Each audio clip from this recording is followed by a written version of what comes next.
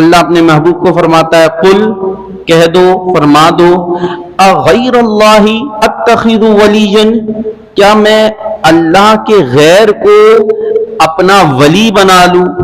یا ایک مسئلے کی طرف توجہ دلاؤں گا.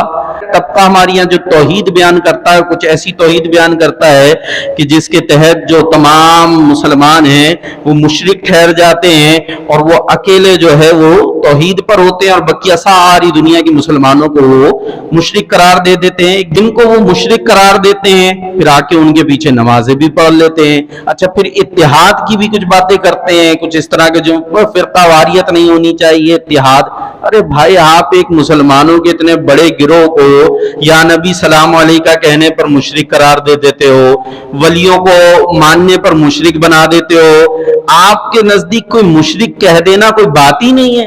آپ نے اتنی بڑی گالی دی ہے کسی کو مشرک کہنا, اس کے بعد پھر آپ کہتے ہیں کہ اب آپ کے دلوں میں محبتیں آئیں, تو یہ خود بہت بڑی فرقہ واریت اور مسلمانوں کے دلوں میں نفرت انگیزی ہے جو ذرا ذرا سی بات پر جسے قرآن و حدیث نے ہرگز شرک قرار نہیں دیا اسے شرک قرار دینا. مشرکین نے آ کے معاذ اللہ حضور علیہ الصلوۃ والسلام سے اس طرح کی باتیں کی کہ آپ جو ہے ہمارے دین کی طرف آ جائیں اور یہ جو توحید کی باتیں ہیں یہ آپ معاذ اللہ چھوڑ دیں. تو اس پر اس آیت کا نزول ہوا. اب یہاں پر آیا کیا میں اللہ کے علاوہ غیر اللہ کو اپنا ولی بنا لوں.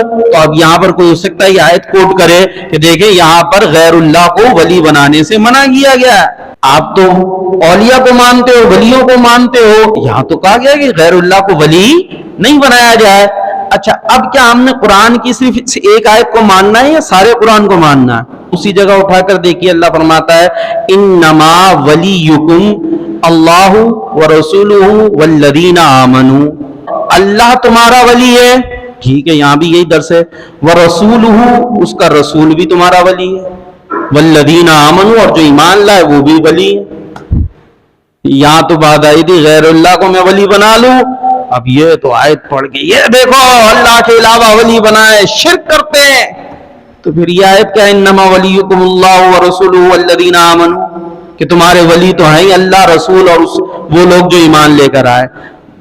دونوں آیتیں اپنی جگہ حق ہیں درست ہے. ہاں آپ اگر معنی الجھانا چاہتے ہیں تو وہ الگ بات ہے. ظاہر ہے اللہ کو چھوڑ کر کسی کو ولی بنانا یعنی اللہ کے مقابلے میں کسی کو لانا, ٹھیک ہے نا, اللہ کے ایکول کرنا برابر کرنا, اللہ کے مقابلے میں کسی کو لے کر آنا یہ یقیناً شرک ہے. اور اللہ کی عطا سے کسی کو مددگار سمجھنا یہ قطعاً شرک نہیں ہے. دونوں آیتیں اپنی جگہ ٹھیک ہے. یہاں پر بدھ جن کو وہ خدا مانتے تھے وہ اللہ کے مقابلے میں لے کر آتے تھے, اور جہاں مسلمان اللہ کے ولیوں کو مانتے ہیں وہ ایسی انداز سے مانتے ہیں جیسے اللہ نے فرشتوں کو رکھا ہوا ہے. ہم سب جانتے ہیں بہت سارے فرشتے, کچھ فرشتے بارش برساتے ہیں, ماں کے پیٹ میں آ کے بچہ بناتے ہیں, یہ فرشتے سارے کام کرتے ہیں نا رزق پہنچانا. تو یہ اللہ نے ان کی ڈیوٹی لگائی ہوئی, وہ اللہ کے حکم سے یہ کام کر رہے ہیں. تو فرشتے خدا نہیں ہو گئے نا, خدا کے شریک بن گئے. تو اسی طریقے سے انسانوں کے اندر جن کے مقام مرتبے بڑے ہوتے ہیں اشرف المخلوقات فرشتے نہیں انسان ہیں.